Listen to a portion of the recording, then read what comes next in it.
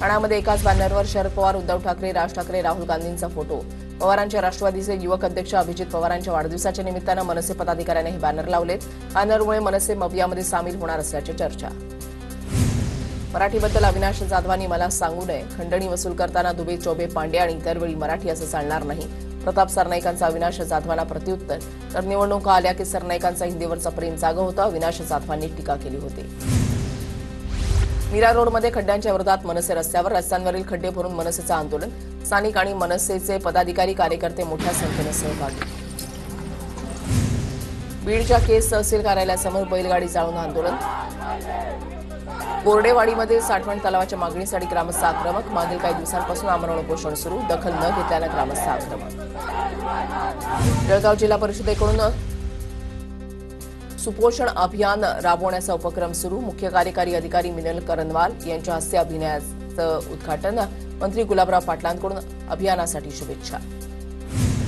सोलापूरमधल्या समर्थ सहकारी बँकेवर आरबीआयने निर्बंध लादले। बँकेचे अध्यक्ष दिलीप अत्रेंना ठेवीदारांनी कॅबिनमध्येच घेराव घालत ठिय्या दिला होता।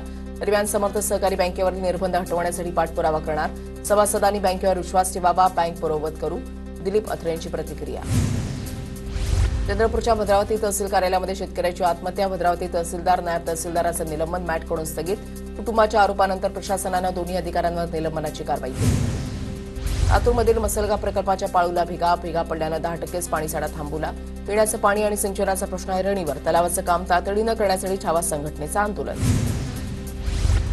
जळगावमधल्या विमानतळावरून जळगाव मुंबई विमानसेवा 26 ऑक्टोबरपासून सुरू होणार। दररोज सेवा सुरू झाल्यानं केवळ 1.5 तासामध्ये मुंबई गाठता येणार। सांगलीमध्ये जोरदार पावसाची हजेरी, पावसामुळे बाजारपेठ आणि सखल भागामध्ये पाणी शिरलं। पुण्यामध्ये काही दिवसांच्या विश्रांतीनंतर पुन्हा पावसाची हजेरी। फर्ग्युसन रोड परिसर, शिवाजीनगर, डेक्कन परिसरात पावसाची जोरदार हजेरी। धुळे तालुक्यामध्ये अनेक भागांमध्ये 65 मिलीमीटरपेक्षा कमी पाऊस पडला, मात्र शेतकऱ्यांचं प्रचंड मोठ्या प्रमाणात नुकसान।